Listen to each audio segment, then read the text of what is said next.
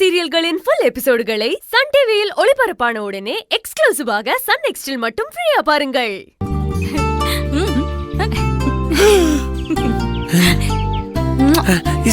எனக்கு போதும் போதும். சரி வா அபி. அது உனக்கு காலேஜுக்கு டைம் ஆயிடுச்சுல, கிளம்பலான்னு சின்னையா சொல்லிட்டு இருக்காரு. ஆமா சரி வரேன் ஈசு. நான் அபி பிள்ளைய காலேஜில் கொண்டு போய் விட்டுட்டு வர வரைக்கும் நீ கெஸ்ட் ஹவுஸ்லயே இரு. அப்புறமா நம்ம 2 பேருமா சேர்ந்து போய் அம்மாட்ட விஷயத்த சொல்லுவோம். சரி சரி நீ போ அபிமா. அபிமா மாதிரி எனக்கும் கொடுப்பியா?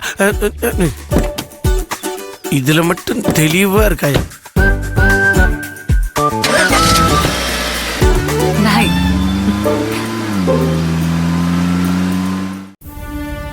ஏங்க டிஃபன் எடுத்து வைக்கவா? இல்ல கிரிஜா, நம்ம பையன் ஒருத்தனை போலீஸ் அரெஸ்ட் பண்ணிட்டாங்களாம். நம்ம கிட்ட ஃபைனான்ஸ் வாங்குற நம்பிக்கையான கடைக்காரன். யாரையாவது விட்டு அவன் மார்க்கெட்ல வேலை செய்யறவன்னு போலீஸ்காரன்ட்ட சொல்லி அவனை கூட்டிட்டு வர சொல்லணும். இல்லைன்னா புல்லட் குமாரை நான் தான் கடத்தி வச்சிருக்கேன்னு தெரிஞ்சிடும். அதுவும் இல்லாம குமாரோட செல்லை வச்சு நான் ஒரு பிளான் பண்ணி வச்சிருந்தேன். அதுவும் மொத்தமா சொதப்பிருச்சு. நான் போய் அந்த செல்லை முதல்ல வாங்கிட்டு வந்துடணும். அந்த பசங்க கையில இருக்கிறது அவ்வளவு நல்லது இல்ல. செல்லை வாங்கிட்டு அப்படியே போலீஸ் கடுபிடி எப்படி இருக்குன்னு பார்த்துட்டு வாய்ப்பு இருந்தா குமாரோட இடத்த முதல்ல மாத்தணும். நாம கொஞ்சம் ஏமாந்தாலும் ஈஸ்வரி அந்த குமார் அடைச்சு வச்சிருக்க இடத்த கண்டுபிடிச்சிருவா. சரி நான் கிளம்புறேன். இருங்க இருங்க, வெளியில யாராவது இருக்காங்களான்னு நான் போய் பார்த்துட்டு வரேன். சரி போ.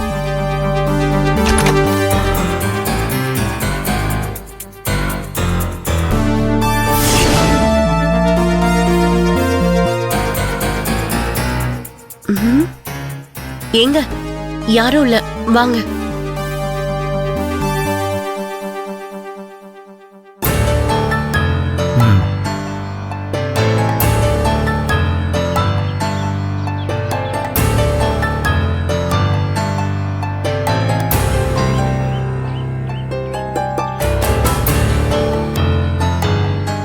ஏங்க ஈஸ்வரிங்க.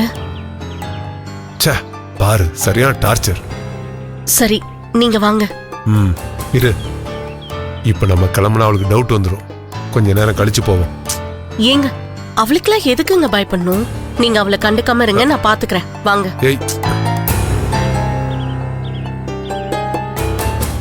மனசை போட்டு சும்மா குழப்பிக்காதீங்க. யாரும் உங்களை ஒன்னும் பண்ண முடியாது. அவளை காப்பாத்த ஒரு அம்மன் இருக்குன்னா நம்மள காப்பாத்துறதுக்கு குலசாமி இருக்கு. நல்லா வேண்டிக்கோங்க. வாங்க.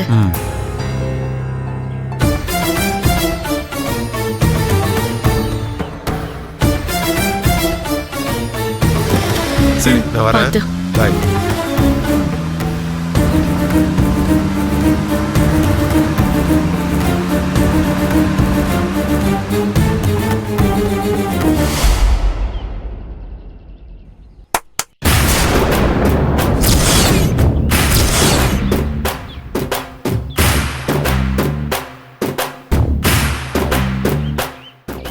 இப்ப எதுக்கு வேலைக்காரி மாதிரி கை தட்டி கூப்பிடுற?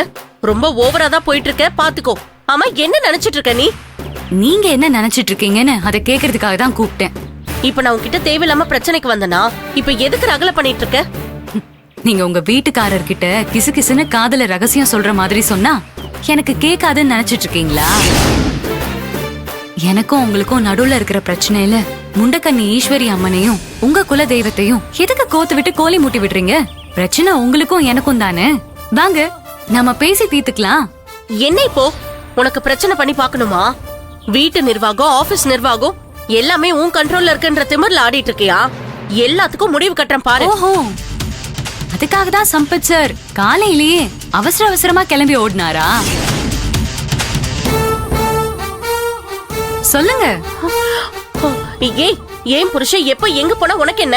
உன் புருஷனை கூட்டிட்டு போய் கடைக்கடையா எப்படி கலெக்ஷன் பண்றதுன்னு கத்துக்கொடு.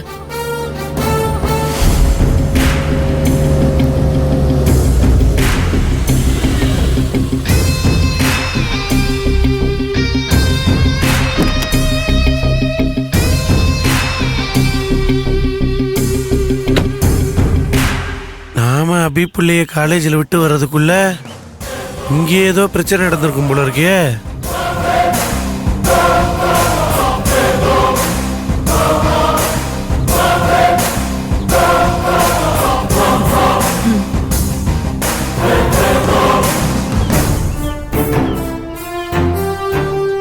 என்ன ஈசு காலங்கத்தால என்ன பிரச்சனையா?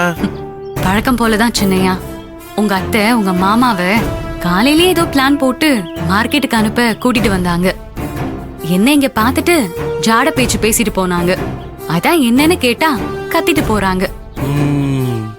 சரி விடுங்க, அத்தைய பார்த்து சந்தோஷ் சார் எக்ஸாம பத்தி சொன்னதை சொல்லுவோம்.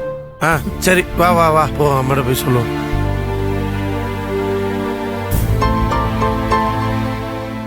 ஈசு அம்மா ரூம்ல இல்லையே. ஆமா சின்னையா, அத்தை எங்க போனாங்கன்னு தெரியலையே. சரி வா கீழே போய் பாப்போம். சரி. வா.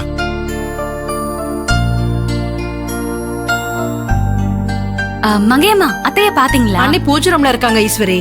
அப்படியா? வா பூஜை ரூம் போவோம். குட் மார்னிங் அத்தை. Good morning. அம்மா ஒரு சந்தோஷமான விஷயம். இருங்க, நான் தான் சொல்லுவேன். இல்ல நான் தான் இந்த விஷயத்த சொல்லுவேன். இல்ல நான் தான் சொல்லுவேன். அதெல்லாம் முடியாது. நான் தான் சொல்லுவேன். நான் தான் முதல்ல சொல்லுவேன். ப்ளீஸ் நானே அதெல்லாம் சொல்றேன். முடியாது. இந்த அம்மா புருஷன் பொண்டாட்டி சண்டையெல்லாம் விட்டுட்டு இங்க சாமி முன்னாடி அம்மாக்கு பையனா என் மருமகளா பேசுறதா இருந்தா பேசுங்க. இல்ல சண்டை போடுவீங்கன்னா வெளியில போய் சண்டை போட்டுட்டு அப்புறம் சாமி கும்பிடுவாங்க. சரியா? பாருங்க சின்னையா, உங்களால அத்தை கோச்சுக்கிட்டாங்க. சரி சரி இரு, ஏதாவது ஒரு ஐடியா பண்ணுமே. அம்மா சொன்ன மாதிரி நம்ம 2 பேரும் சேர்ந்து இந்த சந்தோஷமான விஷயத்த சொல்லுவோம். அத எப்படி சேர்ந்து சொல்ல முடியும்? சரி நீ பாதி சொல்லு, நான் பாதி சொல்றேன். சரி. ம்.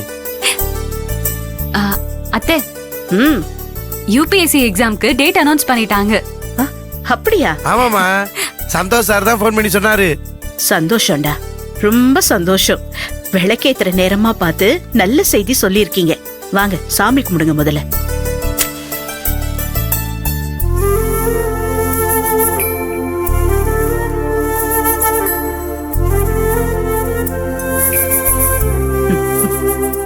ஈஸ்வரி, எக்ஸாம் டேட் வேற அனௌன்ஸ் பண்ணிட்டாங்க. இனிமே உன்னோட கான்சென்ட்ரேஷன் முழுக்க முழுக்க எக்ஸாம் எழுதுறதுல மட்டும்தான் இருக்கணும். நல்லா படிக்கணும்.